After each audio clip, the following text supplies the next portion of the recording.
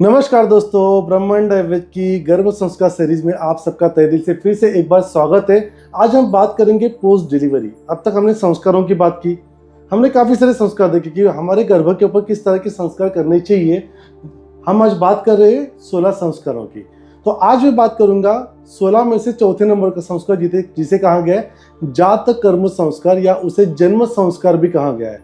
दोस्तों, मैं आपको बताना चाहूँगा कि जब बच्चा पैदा होता है, जब गर्भ से हम उसे फीटस नाम देते हैं, फीटस से उसे हम बच्चू कहते हैं, बच्चू यानी कि न्यूबॉर्न।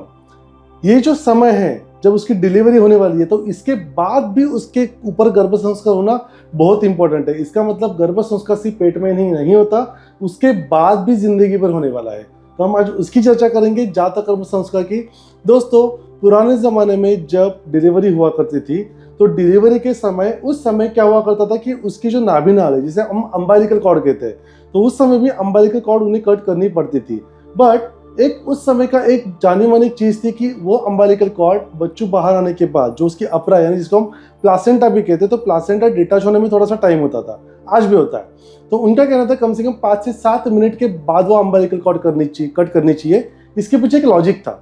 उनका कहना था कि अगर हम अभी अम्बालिकल कॉर्ड कट करेंगे तो उसके बाद जो बच्चों को सबसे पहले जो एक आघात होता है, और वो आघात उसको पता चलता है कि उसके लंग्स एक्टिवेट हो जाते हैं तुरंत, जबकि ब्लड सर्कुलेशन माँ की तरफ से हो रहा था, और वो आघात होने से वो रोना शुरू कर देता है। और ये रोना उसके इस जिंदगी के पहले जीवन की शुरुआत ऐसा माना जाता है जिससे उसके लंग्स एक्टिवेट हो गए। पर उन आचार्यों का कहना था कि अगर 5 से 7 मिनट बाद हम कट करें तो उससे जो 100 ml जो ब्लड है, इस समय वो ब्लड सर्कुलेशन से बच्चों के पास ट्रांसफर होगा। यह 100 ml ब्लड उस बच्चों के लिए कम से कम उसके ब्लड के ओवरऑल जो वॉल्यूम है उसके 1/4 पार्ट से थोड़ा सा कम है, पर वो उसके लिए उतना ही जरूरी है। इससे उसको आघात नहीं होगा और वो मानसिक तरीके से वीक नहीं होगा। आज के हम मॉडर्न एरा की बात करते हैं, कितना संभव है इसके ऊपर काफ़ी रिसर्च चल रहे हैं। एक रिसर्च में ये भी पाया गया है कि हमें 3 मिनट के बाद अम्बालिकल कॉर्ड कट करनी चाहिए। कुछ रिसर्च ऐसे भी कहते हैं कि तुरंत कट करनी चाहिए। इसमें मतांतर है। साइंस इसमें और रिसर्च करके हमें जरूर जानकारी देगा, इसे हम उम्मीद रखते हैं। हम आगे बढ़ते हैं। हमारे यहाँ एक संस्कार है कि जब आपके घर में पुत्र या पुत्री की प्राप्ति होती है, तब हमें एक सूतक काल कहा गया है। सूतक काल क्यों कहा गया है? आप घर में भगवान की पूजा नहीं कर सकते, तो इसलिए उस जमाने में एक पैटर्न था। ये कन्वर्जन होते समय वो क्या करते थे, जब माता के लेबर पेन शुरू हो जाते थे, उस समय जो पिता होता था बच्चे का, वो पिता क्या करता था, वो यज्ञ इत्यादि कर्म करना शुरू कर देता था, जिससे आने वाली कोई भी अनुचित घटना वो अवॉइड कर सके। और सेकंड थिंग, वो वहाँ पे एक पवित्र वातावरण तैयार कर सके। सेकंड थिंग, ये जब बच्चों निष्क्रमण होगा, जब वो उसकी डिलीवरी होगी, उस समय मंत्रों का जाप करके वहाँ पे एक प्रॉपर कॉस्मिक एनर्जी क्रिएट कर सके, जिससे उसे वही वाइब्स मिले जन्म होते समय जिसकी उसे सचमुच जरूरत है, जिसकी चर्चा हम हर हमारे वीडियो में कर चुके कि मंत्रों से किस तरह के वेव्स हम क्रिएट करते हैं। अब यहाँ पे उन्होंने यज्ञ इत्यादि कर्म करने के बाद यहाँ पे उन्होंने कहा गया है घृत, शहद, और उसके साथ घृत और शहद के साथ मंत्रोच्चारण करके इनकी आहुति उन्हें यज्ञ में देनी है।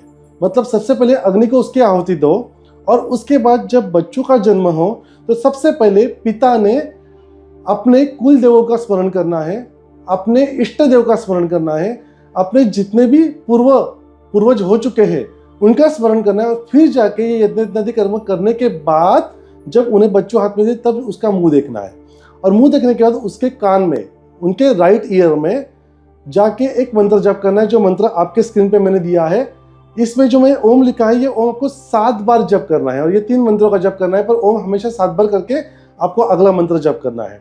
और ये मंत्र उसके कान में कहना है, क्योंकि उसके कान में उस समय पे वो कॉस्मिक एनर्जी अगर एक्टिवेट हो जाए तो बच्चों जो है उसके बॉडी की फ्रीक्वेंसी उसके अकॉर्डिंग सेट हो जाएगी, और ये फ्रीक्वेंसी वातावरण की फ्रीक्वेंसी से मैच हो जाएगी, जिससे उसके सर्वाइवल और उसको मैच करना, बिकॉज जब हम उसे हाथ में लेते हैं हमारी फ्रीक्वेंसी उसकी फ्रीक्वेंसी मैच होना बहुत ज़्यादा ज़रूरी है। जब पिता ये काम करता है तो दोनों की एनर्जी कॉस्मिक एनर्जी के अकॉर्डिंग सेट हो जाती है। इसलिए उसके राइट क्यों चुना गया, लेफ्ट क्यों नहीं?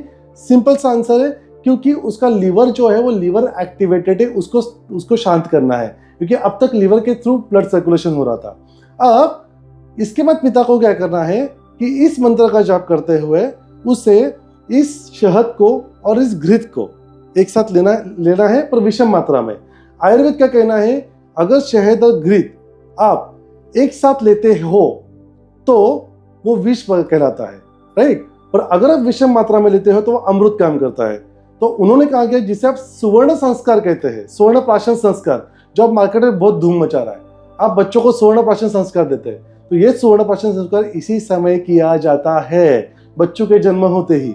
तो ये कैसे करना है, तो उस समय पिता को क्या करना है कि उसको एक सुवर्ण लेना है, इस सुवर्ण को इस शहद और घी के जो मिश्रण है उसमें घोटना है क्लॉकवाइज रोटेशन में, और उसे इस अनामिक के उंगली से लगाना, जिस तरह से हम टिका लगाते हैं ना, तिलक लगाते हैं, उस तरह से उसे अपने अनामिका उंगली में लेना है और बच्चों के जो टंग है उसके ऊपर ओम लिखना है उस इसे, और तब उसे मंत्र जाप कहना, जिस मंत्र के बारे में आप स्क्रीन पर देख पा रहे हो।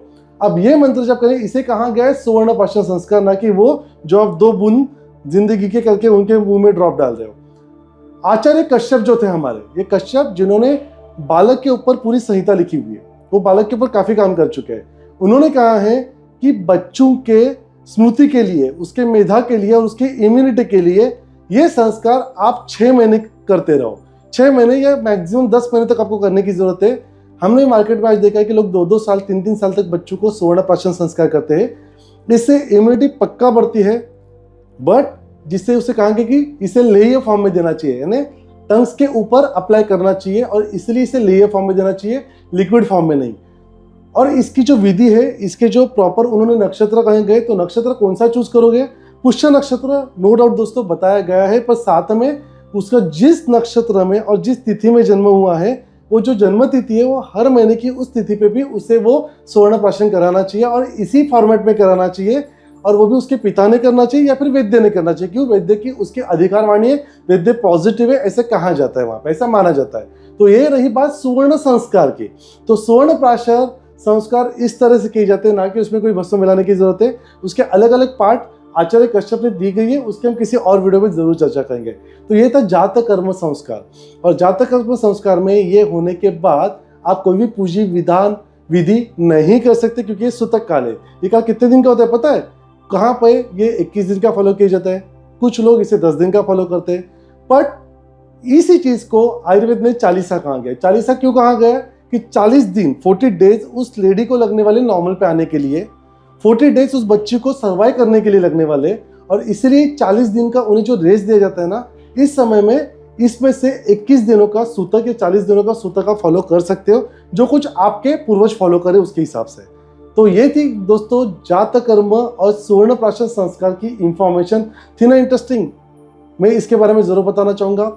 रिसर्च में गोल्ड, इसके जो एटॉमिक आयंस है, ये जब घी में मिक्स होते हैं तो घी का काम है सुवर्ण के जो ये एटॉमिक वैल्यूज है इसको कैरी फॉरवर्ड करना, और आपके सबलिंगुअल एब्जॉर्ब के आपके जितने भी रस धातु है इसको नरिश करके इसको इंप्रूव करना, और इसीलिए इसको कहा गया है ब्रेन को नरिश करने वाला घी। Brain is made up of fat. Second thing, immunity, इसलिए रस धातु, और इसलिए वहां पे शहद उसको बूस्ट करने के लिए, और गोल्ड इटसेल्फ इम्यूनो मॉड्यूलेटर कहा गया, बूस्टर कहा गया। इस तरह से स्वर्ण प्राशन संस्कार किया जाना चाहिए। ये थी इंफॉर्मेशन हमारी आज की आपके लिए, जातक कर्म संस्कार और स्वर्ण प्राशन संस्कार। कुछ भी क्वेश्चन है आप जरूर कमेंट में डालिए, पूछिए, आंसर जरूर करेंगे, और दिए कॉन्टेक्ट पे नंबर जरूर कीजिए और इन्फॉर्मेशन लेने के लिए, क्योंकि मैं हूं डॉक्टर अक्षय वेरा, आपका अपना लाइफस्टाइल डिसऑर्डर स्पेशलिस्ट।